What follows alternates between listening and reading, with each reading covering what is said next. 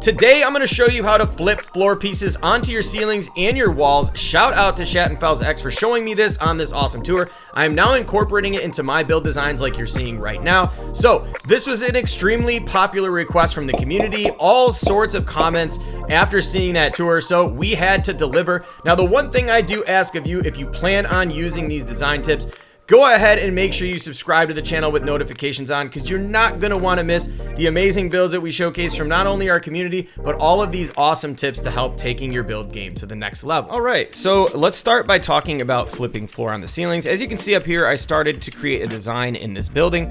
Now, the first thing that you're going to want to do is you need to have a 90-degree corner that you're going to be working with. So in this case, if you don't already have one, you can do that by just simply connecting two different walls like I'm showing you here to create a full 90-degree corner, because we're going to have to wedge our dynamic block, which I'll show you how to make here in a moment, right into this corner. Now, for this next step, we're going to put down a piece of flooring. Typically, these little thin floor pieces work the best.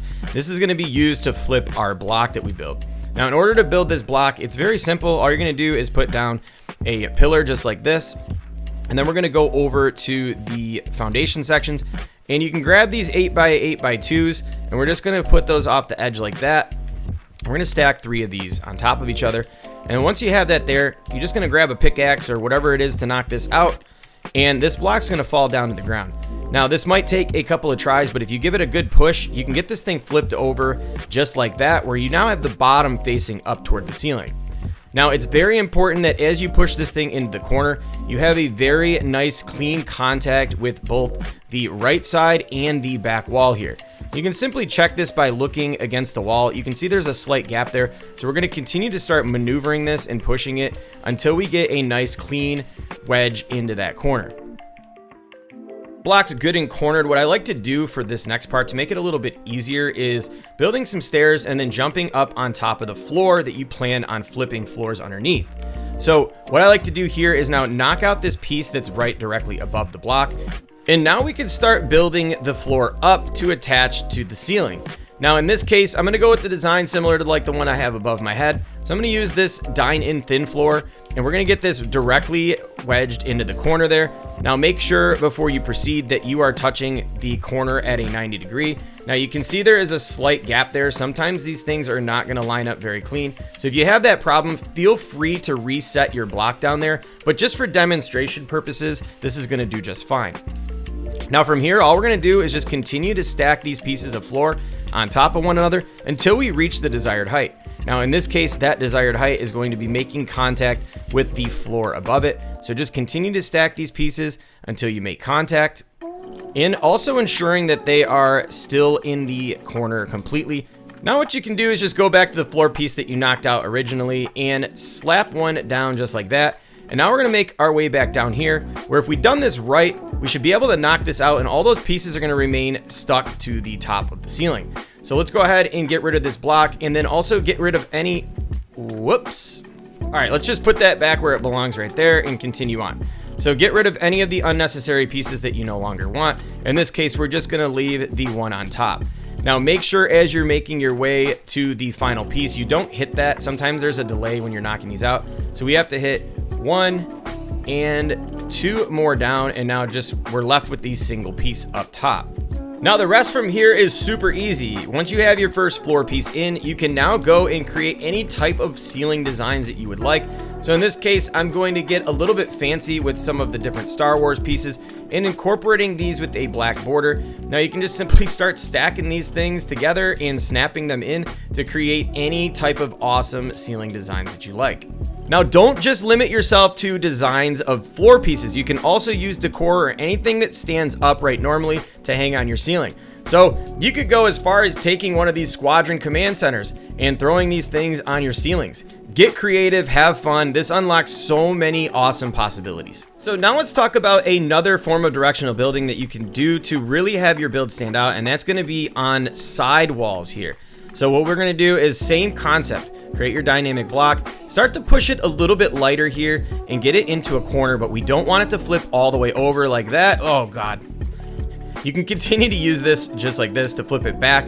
So just move it back or not. Come on. There we go. No. Okay, so now that you've got your block flipped on its side, before we get it into the corner, we're gonna actually wanna have this thing turned a bit. So you're gonna wanna mess around until you have this back side here facing towards your wall that you want to put something on. So it does take a minute to get this ready to go. You could have probably actually built the block at a better angle than I did here, but this is just what we're gonna have to do. And get that right in the corner just like that. Again, checking to make sure that you've got a clean wedge. So just push from both sides. And now from here, what we're gonna do is whichever way the bottom of this block is, in this case, it's the left side, is facing, is the way your floor pieces are gonna be facing. So what we're gonna do is we're just gonna start to build this up. We're gonna put a floor piece. This is actually a little bit too tall. Maybe use something shorter here. And we're just gonna raise this thing up until we have it to be able to hit onto the wall. And then from here, we're gonna snap one in, and then we're just gonna continue to work these back until we make contact with the wall behind it. Now, once we've got those there, we should be able to knock out this block, and these should be attached to the actual corners of the walls there. Now, you can do this one of two ways. You can leave a stack like this, or you can leave however many you want. But in this case, we're just gonna get rid of the front ones because they are sticking out a little bit further than I would like them to. So now let's just stick with 2 for now. And now you can start to attach these onto the side. And now from here, you can do the same thing you've done with the ceilings and add some really cool decor pieces to your walls that typically don't hang on the wall. So for this example that I'm gonna show you, let's go over to our rugs. Now, I don't have any material for some of the ones I wanna use, but let's just show you what that looks like. You can now hang these on the walls just like that on the side. You can go in and attach these things onto the walls. So creating a lot more textures to your walls. Feel free to even go in, who knows, if you want to put plants on the side of the wall like that, go ahead and do it. Anything that's freestanding and stands vertical, you can now place on the side of the walls. I think these actually look pretty cool in different directions and stuff like that. So feel free, go ahead and use this design as well. And you know, pairing that up with these ceiling designs, you now have some very unique possibilities to take your builds to the next level. Here's a little snapshot of the current project I'm working on using these build techniques. So we have the wall designs here as well as the ceiling designs that you can see. I plan on incorporating that throughout this entire build, and I'm absolutely loving it. Let me know down in the comments where you plan to use this build tip. Also, if you want to showcase some of the things that you do with this, jump on in our Discord. I'm going to link it in the description. We would love to see some photos of your work. Haskins is signing off. I'll catch you in the next one.